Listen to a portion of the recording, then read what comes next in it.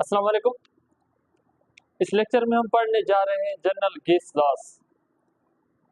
Gases के जो मुख्तलिफ बेसिक लॉज हैं जो उनके बिहेवियर को डिफाइन करते हैं वो हमारा टॉपिक है। और उसके बाद जो है वो हम एक इक्वेशन या एक लॉ बनाएंगे जो एक कंप्लीट लॉ होगा जो सारे गैसेस को डिफाइन करेगा, जिसको हम आइडियल गैस लॉ या equation of state of for gas कहेंगे। अब हम अगर देखें गैसेस के और सॉलिड्स और लिक्विड्स के बिहेवियर को, तो सॉलिड्स और लिक्विड्स के लॉज टोटली डिफरेंट है as compared to gases. The reason is कि गैसेस है फिक्स्ड सॉलिड एंड लिक्विड्स है fixed volume and they also have the shape, structure and the intermolecular forces more strong than the gas. अब gas के पास जो intermolecular forces है वो बहुत वीक होती है, जिसकी वजह से उनके बीच में डिस्टेंस बहुत ज़्यादा होता है और मॉलिक्यूल एक दूसरे से बहुत ज़्यादा सेपरेट होते हैं। उनकी फिक्स शेप भी नहीं होती और वॉल्यूम फिक्स नहीं होता, कंटेनर के ऊपर डिपेंड करता है। तो इसकी वजह से गैसेस को डिफाइन करने के लिए हमारे पास डिफरेंट कुछ क्वांटिटीज़ हैं जो कि सॉलिड्स और लिक्विड के कंपैरिजन में चेंज है। वो कुछ टर्म्स हैं, कुछ फिजिकल क्वांटिटीज़ हैं जिनके मदद से हम गैस के डिफरेंट लॉज को साबित भी करेंगे, जिनके टर्म्स में हम गैस के लॉज को डिफाइन भी करेंगे और उन्हीं की मदद से हम गैस के लॉज को कंबाइन करके एक इक्वेशन बनाएंगे जो गैसेस के बिहेवियर को डिफाइन करेगी। अब हमारे पास जो गैसेस हैं, रियल गैसेस हैं, जिनको हम रियल गैसेस कहते हैं, वो गैसेस जब भी हम कोई लॉ बनाते हैं या कोई इक्वेशन बनाते हैं साइंस में, तो हम उन इक्वेशंस को जो रियल है उनकी जगह पर हम एक हाइपोथेटिकल मॉडल लेकर आते हैं जो कि डिफरेंट लॉज को कंप्लीटली फॉलो करता है। यहाँ पर भी इसी तरह से हम रियल गैसेस किसी जगह पर फेल हो जाती है, किसी टेम्परेचर पर, किसी प्रेशर पर, किसी डिफरेंट जो है वो टर्म पर या क्वांटिटी पर, लेकिन जो आइडियल गैसेस है वो हर पॉइंट पर जो है वो लॉज को फॉलो करती है। जो भी आइडियल चीज़ होती है ना, जिसको हम बनाते हैं, आइडियल मशीन हो, आइडियल इंजन हो, आइडियल लॉ हो, तो वो या आइडियल गैस हो, तो वो ऐसी चीज़ होती है जो हमारे लॉज को कंप्लीटली फॉलो करती है, जो लॉज हम बनाते हैं। तो इस तरह से अगर हम देखें तो गैसेस को डिफाइन करने के लिए कुछ टर्म्स हैं, कुछ क्वांटिटीज हैं जो इंपॉर्टेंट है, जिनका पता हमें होना बहुत ज़रूरी है। और उन्हीं के बीच में हम उनका रिलेशन देखेंगे, उनके डिफरेंट रिलेशन बनाएंगे हम, और इन डिफरेंट रिलेशन को हम डिफरेंट लॉज का नाम दे देंगे, जो कि पहले से ही मुख्तलिफ फिजिक्स और केमिस्ट्री ने जो है वो दे दिए थे। जैसे हमारे पास कुछ टर्म्स है, प्रेशर, गैसेस के ऊपर जब प्रेशर हम अप्लाई करते हैं तो उनका वॉल्यूम डिक्रीज हो जाता है, इसको एक हम लॉ का नाम देंगे या इसका एक लॉ है। इस तरह से वॉल्यूम और जो है टेम्परेचर, उनका आपस में एक रिलेशन है। वॉल्यूम एक क्वांटिटी है, टेम्परेचर एक क्वांटिटी है, प्रेशर एक क्वांटिटी है, अमाउंट ऑफ सब्सटेंस जिसको मास भी कह सकते हैं या मोल भी कह सकते हैं वो एक क्वांटिटी है। ये चार मुख्तलिफ फिजिकल क्वांटिटीज हैं जिनको कंबाइन करके हम एक इक्वेशन बनाएंगे और इन चारों के बीच में हम मुख्तलिफ गैस लॉज को डिस्कस करेंगे। तो आए चलते हैं डिस्कस करने। हमारा जो आज का टॉपिक है वो है गैस लॉज। हमारा आज का टॉपिक है गैस लॉज। तो सबसे पहले हम देखते हैं कि गैसेस के पास चार क्वांटिटीज हैं, pressure, volume, temperature and amount of substance, mass, या इसको नंबर ऑफ मोल भी कह सकते हैं। हम इनको डिफाइन करते हैं ये क्या है और इनके बीच में रिलेशन देखते हैं। सबसे पहले जो गैसेस के डिफरेंट पैरामीटर्स या क्वांटिटीज के बीच में जो रिलेशन दिया गया था, जिसने गैसेस के बिहेवियर को डिफाइन किया, वो दिया था एक फिजिसिस्ट और केमिस्ट जिसका नाम था बॉयल्स या बॉयल, उसने, जिसको हम बॉयल्स लॉ कहते हैं। बॉयल्स लॉ कौन सी फिजिकल क्वांटिटीज के बीच में हमें रिलेशन बताता है कि अगर हम प्रेशर किसी गैस का इंक्रीज करते जाएंगे तो उस प्रेशर इंक्रीज करने की वजह से उस गैस का वॉल्यूम डिक्रीज होता जाएगा, या फिर इसका वाइस वर्सा अगर हम करें, अगर हम किसी गैस का जो है प्रेशर डिक्रीज करते जाएंगे तो उसका वॉल्यूम इंक्रीज होता जाएगा। इस स्टेटमेंट को हम बॉयल्स लॉ कहते हैं। ये सबसे पहले बेसिक जो है वो गैस लॉ दिया गया था। अब अगर हम इस लॉ को देखें तो इसकी कंडीशन है, जब भी हम इन चार क्वांटिटीज के बीच में रिलेशन देखेंगे तो एट ए टाइम हम दो क्वांटिटीज उठाएंगे। वो रिलेशन डायरेक्ट भी हो सकता है, इनवर्स भी हो सकता है। किसी भी सूरत में जब रिलेशन देखेंगे दो क्वांटिटीज के बीच में तो बकाया दो क्वांटिटीज को हम कांस्टेंट रखेंगे। हमेशा मैथमेटिक्स या फिजिक्स में ये रूल है कि दो क्वांटिटीज के बीच में जब रिलेशन देखा जाता है तो बाकी सबको कांस्टेंट रखा जाता है ताकि हमें उन दोनों की वेरिएशन का पता चले। यहाँ पर भी हम इस तरह से करेंगे। अब बॉयल्स लॉ जो है पहला लॉ है हमारे पास, जो कि हमें रिलेशन बताता है प्रेशर एंड वॉल्यूम के बीच में, बॉयल्स लॉ। ये हमारा जो लॉ है वो प्रेशर और वॉल्यूम के बीच में किसी भी गैस के हमें एक रिलेशन बताता है। अब ये हमारी बेसिक क्वांटिटीज हैं, quantities to define behaviour of gases, gases के बिहेवियर को डिफाइन करने के लिए बॉयल्स लॉ क्या है? हमारे पास एक रिलेशन है, shows relation between pressure and volume, और वॉल्यूम एंड प्रेशर। अगर हम इसकी स्टेटमेंट लिखें, according to Boyle's law the volume of a gas is inversely proportional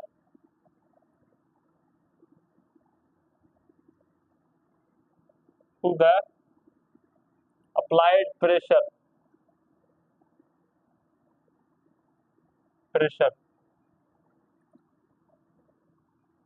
keeping other variables constant, fixed और constant। बाकी वेरिएबल्स यानी टेम्परेचर, नंबर ऑफ मोल्स वगैरह को अगर हम कांस्टेंट करेंगे तो हमें ये बिहेवियर मिलेगा कि volume of the gas will be inversely proportional to the pressure. अब जब हम इस लॉ को डिफाइन करते हैं तो वॉल्यूम और प्रेशर के बीच में हमें एक रिलेशन मिलता है जिसको हम इनवर्स रिलेशन कहते हैं। ये जब प्रोपोर्शनलिटी की साइन हम रिमूव करेंगे तो हम यहाँ पर कोई ना कोई कांस्टेंट पुट कर देते हैं। तो वॉल्यूम, इसको अगर मैं इधर लिखूं तो volume is equal to constant, कोई भी इसका हो सकता है, for suppose pressure temperature and number of moles जहाँ पर कांस्टेंट है इनटू 1/p। अगर हम इसको अरेंज करके लिखेंगे तो ये हो जाएगा PV is equal to constant. यहाँ पर हमारे पास ये जो फार्मूला है PV is equal to constant, ये फार्मूला है फॉर बॉयल्स लॉ। अब इस फार्मूले का क्या मतलब है और इस रिलेशन का क्या मतलब है, हम ये देखते हैं कि जब देखिए प्रेशर किसी भी गैस का इंक्रीज होता है तो किस तरह से वॉल्यूम डिक्रीज होता है। जब आप किसी गैस के ऊपर प्रेशर अप्लाई करते हैं तो प्रेशर का फॉर सपोज अगर हमारे पास एक कंटेनर है, ठीक है, उस कंटेनर में हम उसका जो उसके ऊपर से अगर हम फोर्स लगाएं उसके ढक्कन वगैरह के ऊपर से, तो वो फोर्स लगाने की वजह से उसके मॉलिक्यूल के गैसेस के मॉलिक्यूल्स के सरफेस के ऊपर फोर्स लगेगी। फोर्स पर यूनिट एरिया जो होती है उसको हम प्रेशर कहते हैं। जब आप प्रेशर अप्लाई करेंगे तो गैस के मॉलिक्यूल्स के बीच में जो डिस्टेंस होगा वो कम हो जाएगा, डिक्रीज होता जाएगा, वो एक दूसरे के नजदीक आते जाएंगे और इस तरह से जो है वो volume of the gas will B decreased. इस तरह से अगर हम प्रेशर हटा देंगे, जो कंटेनर का ऊपर जो वेट या कोई फोर्स हमने लगाई है या प्रेशर लगाया है, अगर वो हम उससे डिक्रीज करेंगे तो ऑटोमेटिकली वॉल्यूम इंक्रीज होता जाएगा और मॉलिक्यूल एक दूसरे से सेपरेट हो जाएंगे। ये रिलेशन जो है वो हमें बॉयल्स ने बताया था, बॉयल ने बताया था, इसको बॉयल्स लॉ कहते हैं, जो कि प्रेशर और वॉल्यूम के बीच में एक रिलेशन है ऑफ अ गैस। तो अगर फॉर सपोज हम एक गैस ले लें जिसको कंसीडर कर लें हम, और उसके हम 2-3 स्टेट्स ले लें। At first state the gas volume and the pressure are P1 and V1। At second state, और ये सेकंड स्टेट में जो है वो उसके जो प्रेशर्स और सॉरी वॉल्यूम है और V2 और P2 हो जाए, इस तरह से आगे बढ़ते जाए। तो हमारे पास जब हम वॉल्यूम इंक्रीज करेंगे या प्रेशर इंक्रीज करेंगे तो वॉल्यूम डिक्रीज हो जाएगा, वॉल्यूम इंक्रीज करेंगे तो प्रेशर डिक्रीज होता जाएगा। लेकिन इनका जो प्रोडक्ट हम कहें, दोनों के multiplication P1 V1 is equal to P2 V2 is equal to constant, हमारे पास ये हमेशा एक कांस्टेंट जो है वो टर्म आएगा जो कि टेम्परेचर या नंबर ऑफ मोल्स को रिप्रेजेंट करेगा। प्रेशर एंड वॉल्यूम, जब प्रेशर इंक्रीज करेंगे तो वॉल्यूम डिक्रीज होगा, प्रेशर और इंक्रीज करेंगे तो वॉल्यूम और डिक्रीज होगा। लेकिन इनकी कंबाइंड जो है हमारे पास प्रोडक्ट वगैरह जो है वो कांस्टेंट आएगी, इनका रिलेशन जो है हमारे पास फिक्स आएगा जो कि किसी कांस्टेंट क्वांटिटी के इक्वल होगा। ये हमारे पास जो लॉ है इसको बॉयल्स लॉ कहते हैं, जो कि प्रेशर और वॉल्यूम के रिलेशन को शो करता है। हम किसी गैस के बिहेवियर को, ये सिंपल लॉ है, मेट्रिकुलेशन में डिस्कस्ड है बुक में, हम इसको सिंपली डिफाइन कर सकते हैं। अगर हम स्टेट्स को और ज्यादा चेंज करते जाएं, 3-4 जो है वो वैल्यूज कैलकुलेट करें, फिर भी हमारे पास इनकी जो क्वांटिटी का टर्म होगा वो कांस्टेंट आएगा, क्योंकि एक क्वांटिटी इंक्रीज होगी तो दूसरी डिक्रीज होगी, एक इंक्रीज होगी तो दूसरी डिक्रीज होगी। अगर हम इसको ग्राफिकली जो है वो रिप्रेजेंट करना चाहें बॉयल्स लॉ को, तो फॉर सपोज ये हमारे पास एक ग्राफ है, ये एक्स एक्सिस है और ये वाई एक्सिस है। रिमेंबर कि हमारे पास दो एक्सिस होते हैं, इन दोनों एक्सिस में से हम जो एक्स एक्सिस है इस पर वो क्वांटिटी रखते हैं जो इंडिपेंडेंट होती है, जो दूसरी पर डिपेंड नहीं करती, जिसकी वैल्यू दूसरी की वजह से चेंज नहीं होती। और वाई एक्सिस पर हम एक डिपेंडेंट क्वांटिटी रखते हैं जो कि एक्स के ऊपर डिपेंड करती है। इस रिलेशन में वॉल्यूम प्रेशर के ऊपर डिपेंडेंट है, वॉल्यूम को हम एज अ डिपेंडेंट क्वांटिटी ले लेते हैं और यहाँ पर हम इसको पुट करेंगे। वॉल्यूम को हम डीएम क्यूब सेंटीमीटर क्यूब वगैरह में लीटर में कैलकुलेट कर सकते हैं, और प्रेशर को हम न्यूटन पर मीटर स्क्वायर पास्कल वगैरह डिफरेंट यूनिट्स में कैलकुलेट कर सकते हैं, और यहाँ पर हम प्रेशर जो है वो रखते हैं। फॉर सपोज हमारे पास जो है वो डिफरेंट जो है वो बिहेवियर्स है गैसेस के, और हम जो है वो डिफरेंट क्वांटिटीज को डिस्कस करते हैं। तो यहाँ पर अगर हम देखेंगे तो जब वॉल्यूम हम इंक्रीज करेंगे फॉर गैस तो प्रेशर इसका जो है वो डिक्रीज हो जाएगा, और अगर वॉल्यूम डिक्रीज करेंगे तो प्रेशर इंक्रीज हो जाएगा। यहाँ पर हमें एक हाइपरबोला टाइप जो है वो यहाँ पर इसका हम गैस का हमें जो है वो ग्राफ मिलेगा, क्योंकि जब वॉल्यूम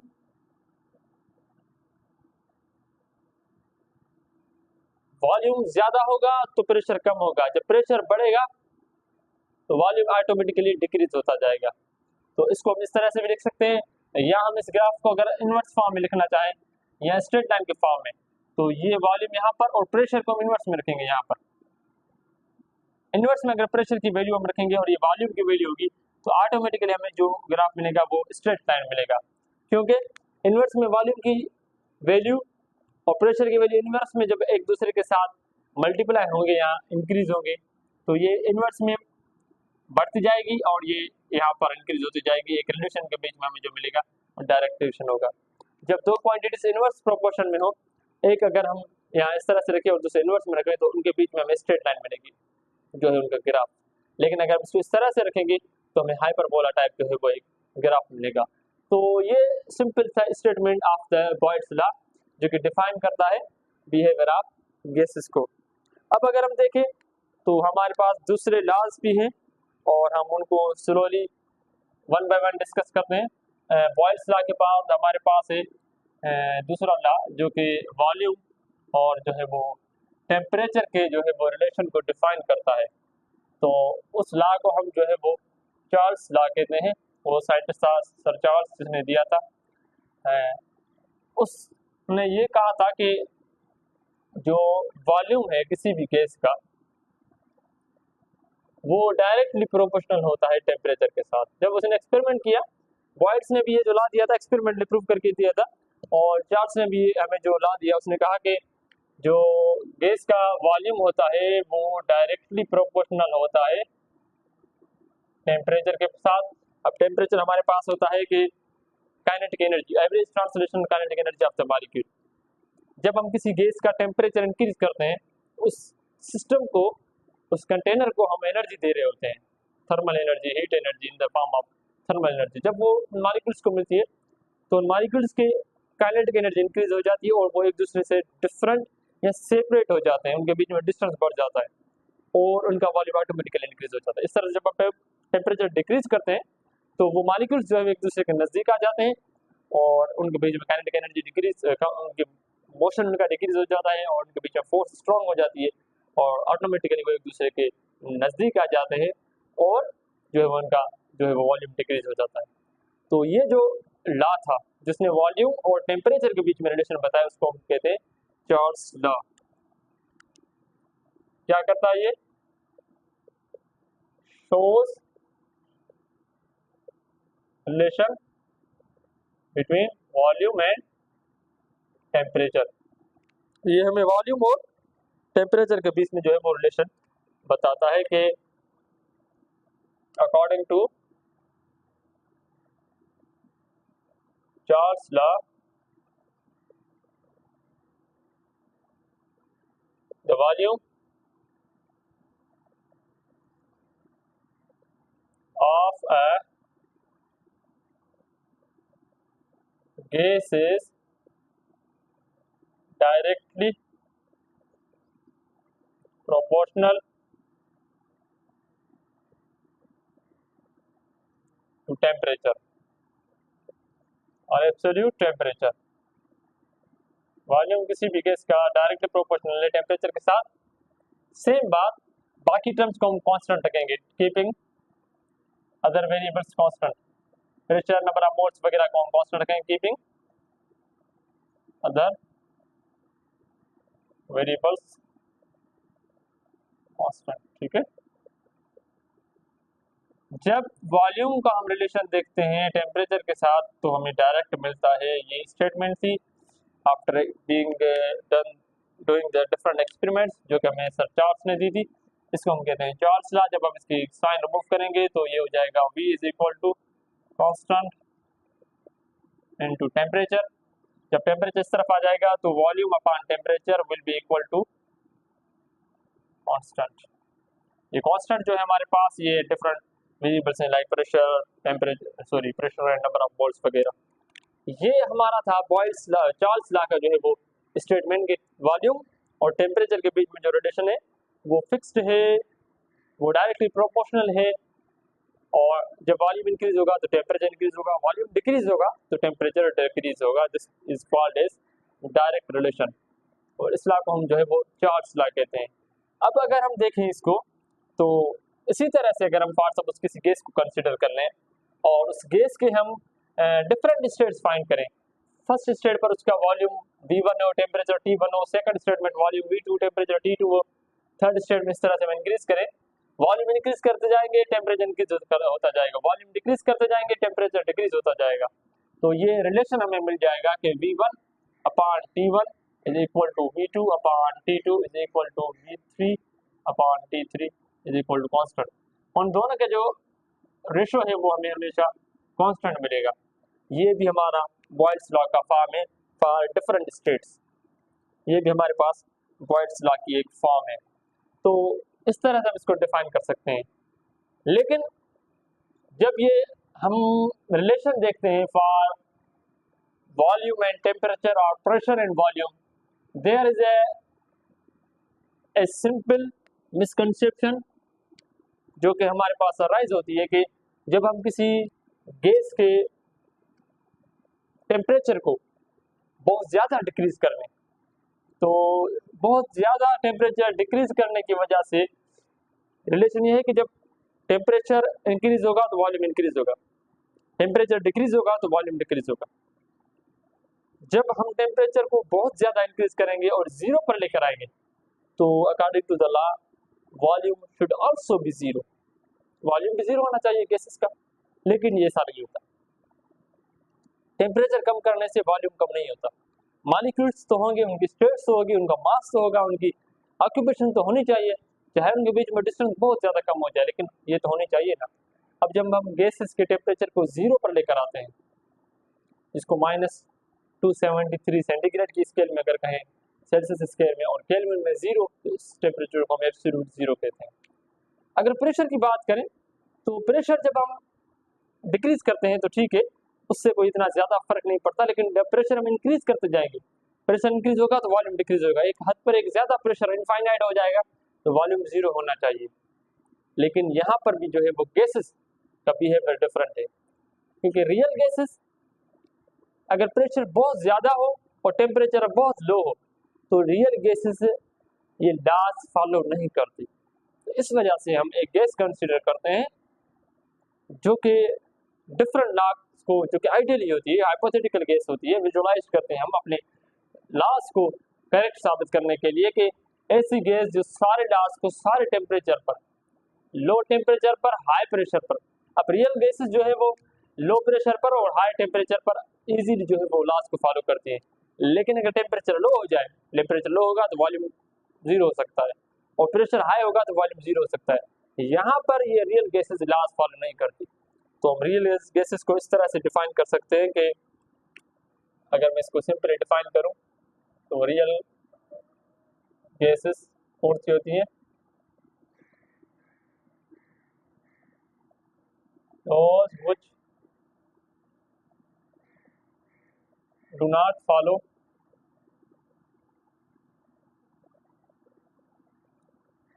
gas laws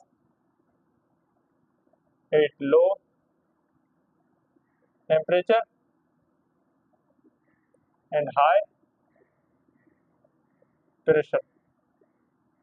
इसी तरह से अगर हम आइडियल गैस को डिफाइन करें, आइडियल गैस हम ऐसी गैस कंसीडर करते हैं जो कि हाई प्रेशर लो टेम्परेचर पर भी डिफाइन करती है, या सारे प्रेशर पर सारे टेम्परेचर पर जो गैस लॉज को फॉलो करे वो गैस, या उन गैसेस को हम आइडियल गैस कहते हैं। तो आइडियल गैस क्या होती है? that which follow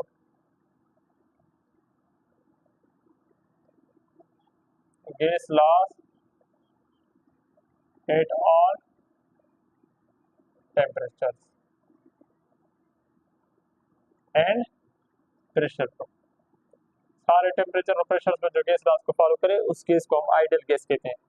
अब ये जो चार्ल्स लॉ था, इसका अगर हम ग्राफिकली फॉर सपोज इसको रिप्रेजेंट करना चाहें तो ये इस तरह से हो जाएगा कि ये ग्राफ हो जाएगा, इस जगह पर वॉल्यूम हम रखते हैं इंडिपेंडेंट क्वांटिटी, यहाँ पर टेम्परेचर इंडिपेंडेंट क्वांटिटी।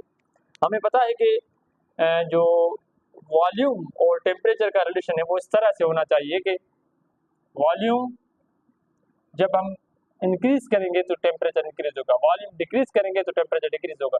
हमारे पास डिफरेंट वैल्यूज होगी वॉल्यूम की और टेम्परेचर की, कोई भी हो सकती है। जब हम वॉल्यूम इंक्रीज करते जाएंगे तो टेम्परेचर इंक्रीज होगा, वॉल्यूम डिक्रीज करते जाएंगे तो टेम्परेचर डिक्रीज होगा। लेकिन टेम्परेचर जब हम डिक्रीज करेंगे तो 0 डिग्री सेंटीग्रेड फॉर सपोज यहाँ पर हमारे पास 0 डिग्री सेंटीग्रेड पर लेकर आएंगे तो इसका मतलब हरगिज ये नहीं है कि 0 डिग्री सेंटीग्रेड पर वॉल्यूम 0 हो जाएगा। तो ये इस तरह से हमें वैल्यूज मिलेंगी। हमें पता है कि 0 डिग्री सेंटीग्रेड आप टेम्परेचर रखेंगे ना तो गैस का कोई ना कोई वॉल्यूम होगा, आप टेम्परेचर इंक्रीज करते जाएंगे वॉल्यूम इंक्रीज होता जाएगा, टेम्परेचर डिक्रीज करते जाएंगे वॉल्यूम डिक्रीज होता जाएगा। लेकिन अगर आप टेम्परेचर और डिक्रीज करते जाएं डिक्रीज करते जाएं डिक्रीज करते जाएं, यहाँ पर एक टेम्परेचर आएगा -273 डिग्री सेंटीग्रेड में। ये जो टेम्परेचर है -273 डिग्री सेंटीग्रेड, इस टेम्परेचर को एक नई स्केल बनाकर नाम दिया गया एब्सोल्यूट जीरो, एब्सोल्यूट जीरो, और इसको 0 केल्विन का नाम दिया गया। एक नई स्केल बनाई गई जो कि यहाँ से जिसकी वैल्यू को 0 केल्विन कहा गया, 0 केल्विन, जो कि यहाँ से -273 से स्टार्ट होता है। इस वजह से 0 केल्विन केल्विन स्केल 273 से स्टार्ट होती है। जब ये 0 पर आ जाती है -273 पर, तो volume of the gas should be 0 according to this law. तो ये टेम्परेचर, इसको हम एब्सोल्यूट 0 और 0 केल्विन कहते हैं। यहाँ पर ये टेम्परेचर क्या होता है? द टेम्परेचर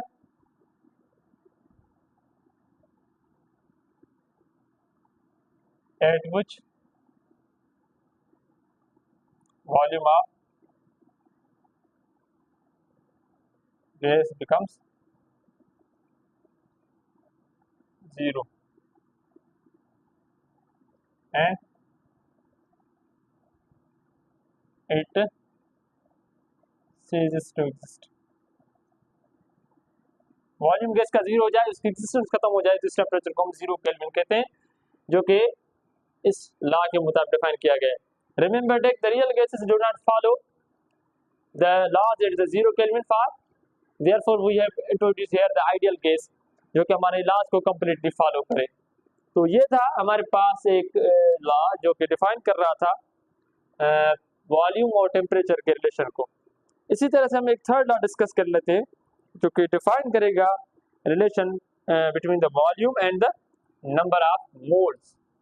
तो ये जो लॉ है, जो वॉल्यूम और नंबर ऑफ मोल्स के बीच में रिलेशन हमें बताता है, वो दिया था तकरीबन 1811 में सर एवागेड्रो ने, जिसको हम एवागेड्रोस लॉ कहते हैं, और आपने इसका नाम सुना होगा क्योंकि ये वॉल्यूम और अमाउंट ऑफ सबस्टेंस, यानी अमाउंट ऑफ सबस्टेंस जो होता है ना, हमारे पास दो क्वांटिटीज होती है। एक होता है मास, जो कि क्वांटिटी ऑफ मैटर होती है, जो कि रिप्रेजेंट करता है आउटर और ओवरऑल स्ट्रक्चर और क्वांटिटी ऑफ मैटर, और दूसरी हमारे पास एक दूसरा टर्म होता है जो कि हम यूज करते हैं for representing the amount of substance और the mass, like mass term, जिसको हम अमाउंट ऑफ सबस्टेंस कहते हैं, और उसका जो यूनिट होता है वो मोल होता है। अब ये मोल जो है वो एवागेड्रो ने डिफाइन किया था, वो अमाउंट ऑफ सबस्टेंस को मोल डिफाइन करता है, और मोल उस क्वांटिटी को हम कहते हैं किसी सबस्टेंस या मैटर की जिसमें उसने एक नंबर बताया था। अगर हम माइक्रोस्कोपिकली मैटर को देखना चाहें, मास जब हम कैलकुलेट करते हैं तो हम उसके ओवरऑल स्ट्रक्चर को, ओवरऑल क्वांटिटी को देखते हैं, हमें ये नहीं पता होता कि उसमें कितने एटम्स, मॉलिक्यूल्स या आयंस वगैरह हैं। अगर हम अमाउंट ऑफ सबस्टेंस की बात करते हैं तो ये डिफरेंट क्वांटिटी होगी मास से। इसमें हम देखते हैं कि किसी भी मैटर या सबस्टेंस की क्वांटिटी में कितने एटम्स हैं, मॉलिक्यूल्स हैं, आयंस हैं। अगर वो कंपाउंड है तो उसके मॉलिक्यूल्स हो जाएंगे, एलिमेंट वगैरह है तो उसके एटम्स हो जाएंगे, और आयंस स्ट्रक्चर में कोई है तो उसके जो है वो आयंस हो जाएंगे। तो अमाउंट ऑफ सबस्टेंस को मोल से रिप्रेजेंट करते हैं। वॉल्यूम और नंबर ऑफ मोल्स के बीच में जो रिलेशन है कि क्या वॉल्यूम इंक्रीज होने से वो नंबर ऑफ मोल्स इंक्रीज होने के वॉल्यूम इंक्रीज होंगे या होगा, या नंबर ऑफ मोल्स डिक्रीज होने से वॉल्यूम डिक्रीज होगा। ये जो रिलेशन है सर एवागेड्रो ने बताया था, इसको हम एवागेड्रोस लॉ कहते हैं, जो कि जिसकी स्टेटमेंट ये है कि वॉल्यूम जो होता है किसी भी गैस का, वॉल्यूम हम कहते हैं कि उसकी साइज को, उसकी थ्री डायमेंशनल स्पेस को वॉल्यूम किसी भी गैस का हम कहते हैं, या जो स्पेस वो ऑक्यूपाई करती है कोई भी गैस।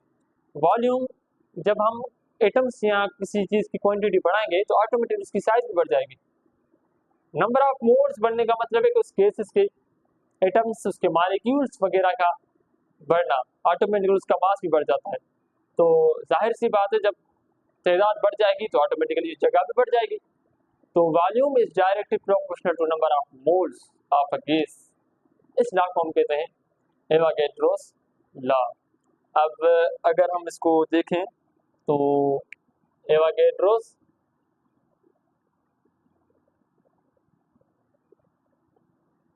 लॉ ये क्या डिफाइन करता है, रिलेशन शो करता है, relation between volume and number of moles. अब इसके मुताबिक इसकी स्टेटमेंट डायरेक्ट में लिख लेता हूं कि according to this law volume of a gas is directly proportional to number of moles। दूसरे वर्ड में अमाउंट ऑफ सबस्टेंस कह सकते हैं, amount of substance. Volume is directly proportional to number of moles. Volume ये हो जाएगा, अगर इसको हम रिमूव करें कांस्टेंट प्रोपोर्शनलिटी के साइन को, तो v is equal to constant, और ये हमारे पास आ जाएगा n, तो v upon n equal to constant हो जाएगा। इस तरह से हम इसको लिख सकते हैं। ये वॉल्यूम और नंबर ऑफ मोल्स का रिलेशन जो है हमारे पास ये हमें मिलेगा। इसी तरह से अगर हम जो है वो डिफरेंट जो है स्टेट्स कंसिडर करें कि eight first state number of moles n1 होंगे तो वॉल्यूम v1 होगा, number of states moles n2 हो जाएंगे तो वॉल्यूम v2 हो जाएगा। तो ओवरऑल की जो इनको हमें जो रेशो है यहाँ टर्म की जो क्वांटिटी मिलेगी लास्ट में हमें जो, वो हमें कांस्टेंट मिलनी चाहिए। तो V1 upon N1 is equal to V2 upon N2 is equal to V3 upon N3 is equal to constant. ये हमारे पास इसकी फार्मूला, फाइनल फार्मूला हम कह सकते हैं इसका, इस तरह से होगा। अब नंबर ऑफ मोल्स जो है वो हम इसको N से रिप्रेजेंट करते हैं, नंबर ऑफ मोल्स को, और हमें पता है कि मोल क्या होता है, मोल अमाउंट ऑफ सब्सटेंस का यूनिट है इन ऐसा सिस्टम, जिसको हम डिफाइन करते हैं कि number of a mole is defined as number of molecules या वो amount of substance, substance pure form of matter को कहते हैं, amount of substance which contains 6.02 into 10 is power 23 sorry contains 6.02 into 10 is power 23 atoms हो उसमें, या molecules की बात है तो मॉलिक्यूल्स हो, या आयंस की बात है तो आयंस हो, तो ये हो जाएगा हमारा मोल। इस तरह से हम मोल को डिफाइन करते हैं कि अमाउंट ऑफ सब्सटेंस जिसमें 6.02 into 10 is power 23 पार्टिकल्स है। ये एवागेड्रोस ने डिफाइन किया था, तो इस वजह से इसको एवागेड्रो नंबर कहते हैं, एवागेड्रो नंबर इसको कहते हैं। वैसे हम अगर मोल को फाइंड करना चाहे, फॉर सपोज हमें किसी भी गैस का जो है वो मास दिया जाए, किसी भी एलिमेंट का मास दिया जाए, तो हम उसके जो गिवन मास जो हमें दिया गया है एक्सपेरिमेंटल यानी सॉरी मास को हम अगर उसके मॉलिक्यूलर मास से या ऑर्डिनल मास से डिवाइड करेंगे तो हमें जो है वो नंबर ऑफ मोल्स मिल सकते हैं। फॉर सपोज अगर हमें ऑक्सीजन गैस का मास दिया गया है 32, या हम कहेंगे उसका मास हमें 48 दिया गया है, या उसका मास हमें 64 दिया गया है, और फॉर सपोज ग्राम में अगर हम लिखें, और उसका जो ओरिजिनल मास है 402 वो है 32, तो नंबर ऑफ मोल्स कितने होंगे, हम इसको डिवाइड कर लेंगे सिंपली 64 को 32 से, तो ये हो जाएगा 2 जो है वो मोल्स। तो इस तरह से जो है वो हम मोल्स को जो है डिफाइन करते हैं या फाइंड करते हैं। अब क्योंकि हमारे पास जो है वो ये एक क्वांटिटी है जो कि डिफाइन करती है गैसेस के बिहेवियर को, तो इस वजह से ये इसका भी एक इम्पॉर्टेंट लॉ है जिसको एवागेड्रोस लॉ कहते हैं। तो ये नंबर जो है इसको एवागेड्रोस नंबर कहते हैं, एन से हम इसको रिप्रेजेंट करते हैं। तो ये लॉ था जो डिफाइन कर रहा था relation volume and number of moles में। अब इसको भी हमने समझ लिया है कि इस बीच में इसका रिलेशन क्या है और ये किस तरह से डिफाइन करता है, और हमने मोल को भी समझ लिया है। ये हमारे जो लॉज हैं वो डिस्कस्ड है हमारे जो है वो बुक में। ये जो लेक्चर है वो ये लेक्चर में हम दे रहा हूँ, अब ये मैट्रिक के फॉर्म बुक में तो है, लेकिन ये लेक्चर मेरा है according to the book of STBB textbook board, जो न्यू बुक है इंटर का, उसके मुताबिक ये लेक्चर है। मैं एक चौथा जो लॉ जो कि अभी इस बुक का सिलेबस का हिस्सा तो नहीं है, लेकिन वो मैं वैसे ही डिस्कस करना चाहता हूँ ताकि स्टूडेंट को उनके इन्फॉर्मेशन उसके बारे में, क्योंकि तकरीबन ये क्वेश्चन पूछ लिया जाता है या स्टूडेंट इसमें कंफ्यूज होते हैं कि इन चारों क्वांटिटीज में प्रेशर और टेम्परेचर का रिलेशन जो है वो क्यों नहीं बताया जा रहा, क्या उनके बीच में कोई लॉ नहीं है? तो यस बिल्कुल है, प्रेशर और टेम्परेचर के बीच में जो रिलेशन है उसको डिफाइन करने का भी एक लॉ है, और उस लॉ को हम कहते हैं गेल-लीजेक्स लॉ। ये इस कोर्स का हिस्सा नहीं है, सिलेबस का हिस्सा नहीं है, for information I am just sharing this law so that students if want to remember this they can know. तो ये जो रिलेशन है जो प्रेशर और टेम्परेचर के बीच में हमें बताया जाता है उसको हम कहते हैं गेल-लीजेक्स लॉ। ये सिंपली मैं इसको स्टेटमेंट दे रहा हूँ, गेल-लीजेक्स लॉ, ये दो साइड्स में दिया था। ये रिलेशन शो करता है बिटवीन प्रेशर एंड टेम्परेचर। तो ये जो लॉ है इसके मुताबिक प्रेशर और टेम्परेचर का जो रिलेशन है वो क्या है। अब अगर हम देखें, पहले मैं इसको एग्जांपल से समझा लेता हूँ कि हमने इन सारी क्वांटिटीज के बीच में रिलेशन देखा, pressure, volume, temperature, number of moles. हमने देखा प्रेशर और वॉल्यूम का रिलेशन जो कि इनवर्स था, जब प्रेशर इंक्रीज होगा वॉल्यूम डिक्रीज होगा, प्रेशर डिक्रीज होगा वॉल्यूम इंक्रीज, इसको हमने बॉयल्स लॉ कहा। हमने चार्ल्स लॉ को देखा, वॉल्यूम और टेम्परेचर का relation, volume increase temperature increase, temperature increase volume increase, temperature decrease volume decrease. हमने वॉल्यूम और नंबर ऑफ मोल्स का रिलेशन देखा, इन दोनों का आपस में डायरेक्ट रिलेशन था, इनका दोनों का आपस में डायरेक्ट रिलेशन था और इन दोनों का आपस में इनवर्स रिलेशन। लेकिन जब हम प्रेशर और टेम्परेचर के बीच में रिलेशन देखेंगे तो हम वॉल्यूम और नंबर ऑफ मोल्स दोनों को कांस्टेंट कर देंगे, क्योंकि अगर वॉल्यूम को कांस्टेंट नहीं करते, नंबर ऑफ मोल्स को कांस्टेंट नहीं करते, तो हम दो क्वांटिटीज के बीच में रिलेशन नहीं दे सकते प्रेशर और टेम्परेचर के बीच में। अब गेल-लीजिक्स लॉ के मुताबिक जो प्रेशर और टेम्परेचर का रिलेशन है वो डायरेक्ट है, यानी pressure and temperature are directly proportional to each other. अगर हम वॉल्यूम और नंबर ऑफ मोल्स को कांस्टेंट कर दे, किसी भी गैस के कंटेनर को फिक्स कर दे, उसका वॉल्यूम फिक्स कर दे और हम उसका नंबर ऑफ मोल्स भी चेंज ना करें, उनकी वैल्यूज को चेंज ना करें, वॉल्यूम की वैल्यू को चेंज ना करें हम, तो प्रेशर और टेम्परेचर का रिलेशन डायरेक्ट आएगा। अब ये किस तरह से होता है कि जब हम गैसेस का प्रेशर इंक्रीज करते हैं तो उन प्रेशर इंक्रीज करने की वजह से गैसेस के मॉलिक्यूल्स के ऊपर फोर्स लगती है, जिनकी वजह से कोलिजन इंक्रीज हो जाती है और कोलिजन की वजह से काइनेटिक एनर्जी इंक्रीज हो जाती है और वो तेजी से एक दूसरे के साथ कोलाइड करते हैं और उनकी मूवमेंट में जो है वो इंक्रीज आ जाती है, वाइब्रेशन इंक्रीज हो जाती है। डिक्रीज करने की वजह से वो इसी तरह से वाइस वर्सा का रिवर्सिंग प्रोसेस हो जाता है, यानी प्रेशर इंक्रीज करने से टेम्परेचर इंक्रीज हो जाता है, प्रेशर डिक्रीज करने से टेम्परेचर डिक्रीज हो जाता है, या टेम्परेचर इंक्रीज करने से प्रेशर और ये जो डिफरेंट का रिलेशन शो होता है, इसको गेल-लीजिक्स लॉ कहते हैं, जिसके मुताबिक जो है वो pressure is directly proportional to temperature और temperature is directly proportional to pressure, तो V is directly proportional to V।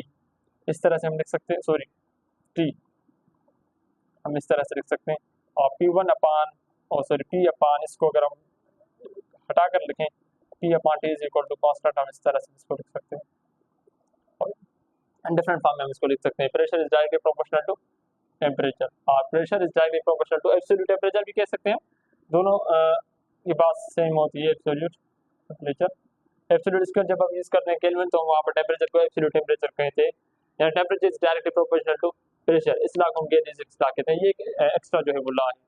अब क्योंकि हमने गेल-लीजिक्स लॉ को डिफाइन कर लिया है, तो हम अपने जो है वो आइडियल गैस लॉ, जो कि एक लॉ, ये डिफरेंट लॉज को हम कंबाइन करके एक लॉ बनाते हैं, एक इक्वेशन बनाते हैं जो कि गैसेस के बिहेवियर को डिफाइन करेगी, और उस इक्वेशन को हम इक्वेशन ऑफ स्टेट और आइडियल गैस इक्वेशन कहेंगे, जो कि गैसेस के बिहेवियर को कंप्लीटली डिफाइन करेगी। तो अभी हम उसको कंबाइन करके सारे लॉज को, और वो इक्वेशन हम बनाने जा रहे हैं, और उसको हम आइडियल गैस इक्वेशन और या इक्वेशन ऑफ स्टेट कहते हैं, जो कि इक्वेशन है representing that represents the behavior of gases or that completely represents the behavior of gases। तो ये है हमारी आइडियल गैस इक्वेशन, इसका दूसरा नाम है equation of state, equation of state. तो ये हमने जो लॉस पढ़े हैं, volume is inversely proportional to pressure, जिसको हमने कहा था Boyle's law, Boyle's law. Volume is directly proportional to temperature, इसको हमने कहा था Charles law, and volume is directly proportional to number of moles, इसको हमने कहा था एवोगाड्रोस लॉ। अगर हम इन तीनों को कंबाइन करें, जो गेल-लीजिक्स लॉ है उसमें वॉल्यूम, प्रेशर और जो है वो टेम्परेचर का रिलेशन है, अगर वो हम यहाँ पर कंसीडर कर लेंगे, तो यहाँ पर टेम्परेचर और प्रेशर वैसे ही पहले से है, अगर हम रखेंगे तो वो हम एक टाइम जो है वो इसको कंसीडर कर सकते हैं। तो जब हम कंपैरिजन करते हैं तो किसी भी क्वांटिटी को हम वन टाइम जो है वो कंसीडर करते हैं, 2-3 मरतबा जो हम उसको कंपैरिजन में नहीं कंसीडर कर सकते। तो उस लॉ को यहाँ पर लेने का कोई हमें जो है वो ज़रूरत नहीं है, और वैसे भी ये सिलेबस के मुताबिक 3 लॉज के बीच में ही रिलेशन है। तो हम इसको अगर कंबाइन करें तो हमारे पास वो इक्वेशन आ जाएगी। तो कंबाइनिंग ऑल लॉज, सॉरी, तो हमारे पास इक्वेशन मिलेगी V इज, अगर यहाँ पर हम रिलेशन देखें तो T n अपान P हो जाएगा, P इस तरफ चला जाएगा तो PV इज ये अगर हम कांस्टेंट की साइन रिमूव करें यहाँ पर पहले, तो इज इक्वल टू कांस्टेंट, यहाँ पर प्रोपोर्शनलिटी का जो कांस्टेंट है उसको हम कहते हैं आर से हम इसको रिप्रेजेंट करते हैं, जिसको हम रियल गेस कांस्टेंट कहते हैं। पी इस तरफ आ जाएगा तो P V is equal to, मैं इसको तरतीब से लिखूँ तो एन आर टी हो जाएगा। ये आर जो है वो R is called as real gas constant और यूनिवर्सल गैस कांस्टेंट।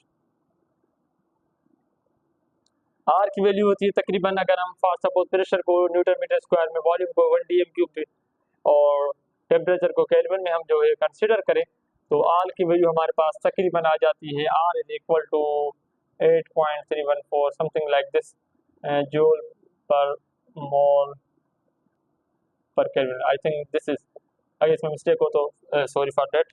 तो ये जो है वो वैल्यू हो जाती है फॉर आर, और आर जो है वो रियल गैस कांस्टेंट है, यूनिवर्सल गैस कांस्टेंट है, जो कि अमाउंट ऑफ सब्सटेंस या मास वगैरह पर डिपेंड नहीं करता, और ये कांस्टेंट है, इसको हम यूनिवर्सल गैस कांस्टेंट भी कहते हैं।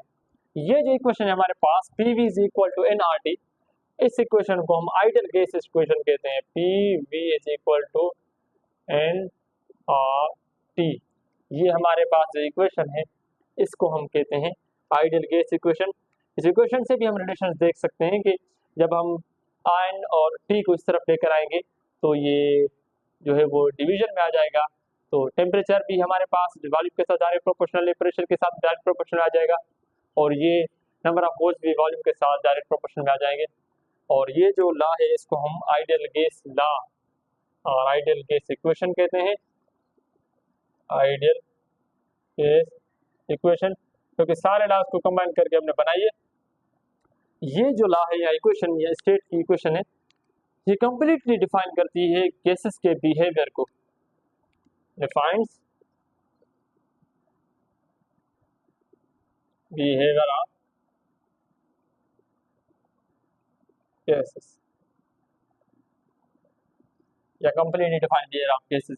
इसको हम दूसरे फॉर्म में भी लिख सकते हैं। फॉर सपोज अगर हम n नंबर ऑफ मोल्स को लिखें, n total number of molecules upon Avogadro's number, Avogadro's number एक मोल के जो लिए वो होते हैं, और अगर ज्यादा मॉलिक्यूल्स हैं तो टोटल नंबर ऑफ मॉलिक्यूल्स जो भी हैं उनको हमारा अगर हम डिवाइड करेंगे एक मोल के लिए जो नंबर ऑफ मॉलिक्यूल्स के साथ, एटम्स के साथ, तो हमें नंबर ऑफ मोल्स मिल जाएंगे। अगर हम ये यहाँ पर रखें तो PV इज इक्वल टू, ये हो जाएगा N अपॉन Na, RT हो जाएगा, ये हो जाएगा N R अपॉन Na हो जाएगा ये, और ये T हो जाएगा। अब R अपॉन Na जो है ये होता है KB के इक्वल या K के इक्वल, इसको कहते हैं बोल्ट्जमैन कांस्टेंट, बोल्ट्जमैन कांस्टेंट। ये भी एक कांस्टेंट, इसकी वैल्यू भी फिक्स है, तकरीबन जो है इसकी वैल्यू है 1.23 × 10⁻23 जॉल पर जो है वो केल्विन की वैल्यू है, वो आप बुक में से देख लें। इसको आप फिर PV is equal to N number of molecules की फॉर्म में अगर इस लॉ को लिखना चाहे तो PV इज इक्वल N, और R अपॉन हो जाएगा KB के इक्वल या K के स्क्वायर, और ये हो जाएगा T, PV is equal to NKT। ये अदर फॉर्म हो जाएगी हमारे पास, ideal gas in other form, in other form for ideal gas equation. तो ये हमारे पास एक डिफरेंट फॉर्म हो जाएगी फॉर आइडियल गैस इक्वेशन।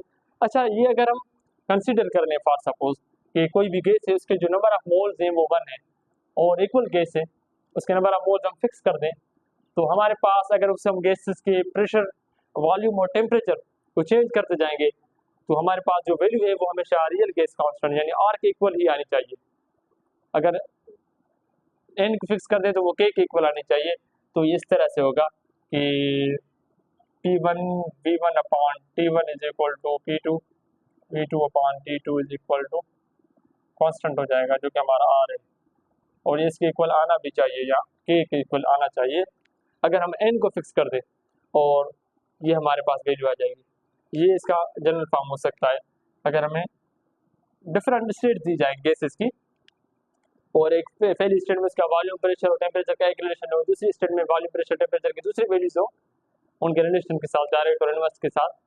तो हम अगर कैलकुलेट करेंगे उसके वैल्यूज़ को और इस रिलेशन में हम पुट करेंगे तो आर में कट जाएगा, या आर को हम कांस्टेंट करके कैंसिल भी कर सकते हैं, और नंबर ऑफ मोल्स को एन को हमने फिक्स कर दिया है 1, तो वो भी कैंसिल हो जाएगा। तो हमारे पास ये इक्वेशन बन जाएगी T1 V1 upon T1 is equal P2 V2 upon T2 is equal to, जब हम इनकी प्रोडक्ट या रेशो का जो है आंसर निकालेंगे, इसका और इसका ये दोनों इक्वल आएगा, जो कि कांस्टेंट होगा, जो कि आर के इक्वल होगा। तो ये था हमारे पास आइडियल गैस इक्वेशन और इक्वेशन ऑफ स्टेट, जो कि गैसेस के बिहेवियर को मैक्रोस्कोपिकली डिफाइन करती है, यानी at the macroscopic level gases के बिहेवियर को कंपैरेटिवली डिफाइन करती है। तो ये था हमारे पास इस लेक्चर के बारे में, जो कि गैसेस के बिहेवियर को डिफाइन करते हैं, गैस लॉज के और आइडियल गैस इक्वेशन की। अगर इसमें कहीं पर कोई मिस्टेक हो गई है तो sorry for that, and you can comment on that, and I will be very thankful to you. Thank you very much.